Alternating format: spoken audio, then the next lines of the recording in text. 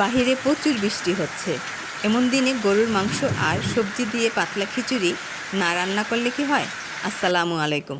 স্বাগত জানাচ্ছি YouTube channel Sultana রান্নাঘর থেকে।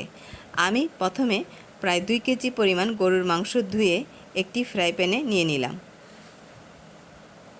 সাথে দিলাম পরিমাণ মতো পেঁয়াজ কুচি, আস্ত গরম মশলা, তেজপাতা, পরিমাণ মতো আদা রসুন বাটা, হলুদ, মরিচ, ধনে গুঁড়া, গরুর মাংসের মশলা, টমেটো কুচি, লবণ, তেল, সবগুলো উপকরণ খুব ভালোভাবে মাখিয়ে নিলাম। এরপর মশলার হাত ধোয়া পানিটা মাংসের মধ্যে ঢেলে দিলাম। ফ্রাই প্যান চুলাতে বসিয়ে দিলাম।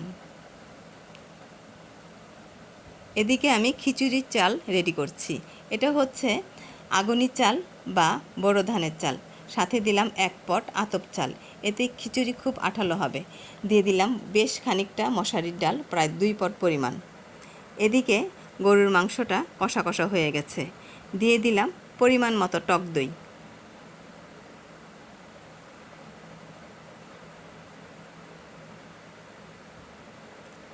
নেড়েচেড়ে দিয়ে দিলাম কিছু কাঁচামরিচ ও আলু।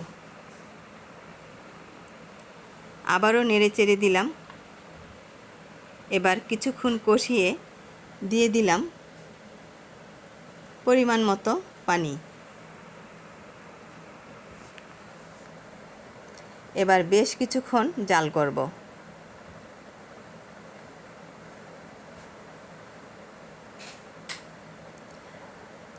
ফাঁকে ফাঁকে নেড়েচেড়ে দিচ্ছি।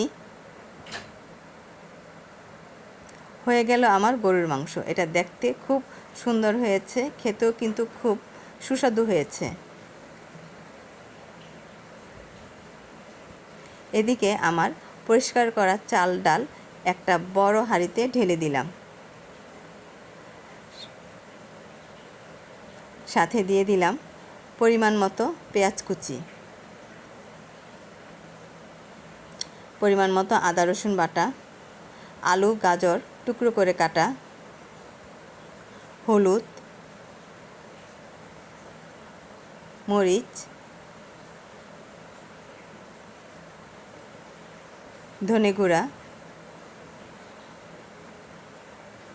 রাঁধুনি মশলা গুঁড়া,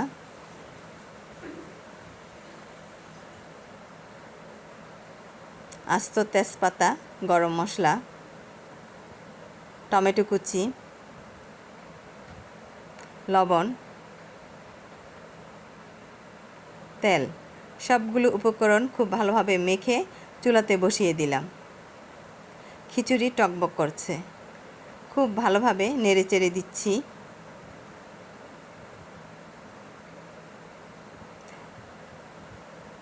খিচুড়ি আঠালো হয়ে আসলে দিয়ে দিলাম কাঁচামরিচ ও ধনেপাতা। আবারও নেড়েচেড়ে দিলাম। হয়ে গেল আমার সবজি দিয়ে পাতলা খিচুড়ি রান্না। এবার গরুর মাংস ও সবজি দিয়ে পাতলা খিচুড়ি পরিবেশন করার পালা।